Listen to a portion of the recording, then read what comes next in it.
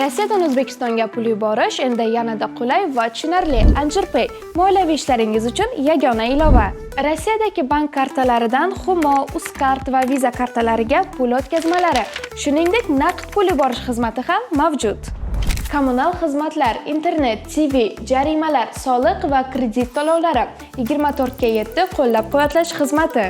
Anjirpay Rossiyadan O'zbekistonga qulay pul o'tkazmalari.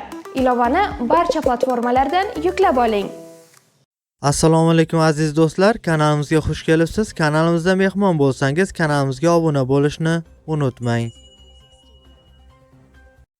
O'zbekiston Markaziy bank tomonidan belgilangan xorijiy valyutalarni O'zbek so'miga nisbatan 17-fevral kuni uchun amal qiladigan qiymatini e'lon qildi. Unga ko'ra dollarning rasmiy kursi 29 so'mga pastlab, 1 AQSh dollari 12.191 so'm tashkil etdi. Bundan ko'rinadiki, 100 AQSh dollari 1.219.130 so'mga teng bo'ldi. Yevro kursi esa 30 so'mga pastlab, 1 yevro 14.464 so'm tashkil etdi. Bundan ko'rinadiki, 100 yevro 1.446.498 so'mga teng bo'ldi.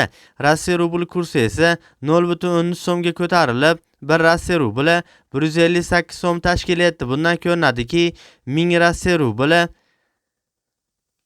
158.510 so'mga teng bo'ldi. Qozoq tangasi esa 0.10 so'mga ko'tarilib, 1 qozoq tangasi 24 so'm tashkil etdi. Bundan ko'rinadiki, 1000 qozoq tangasi 24.780 so'mga teng bo'ldi. Eslatib o'tamiz, har kunlik dollar, yevro, rubl hamda qozoq tanga kurslarini kuzatib borishni istasangiz, kanalimizga obuna bo'lib, qo'ng'iroqcha tugmachasini bosib qo'yishni unutmang.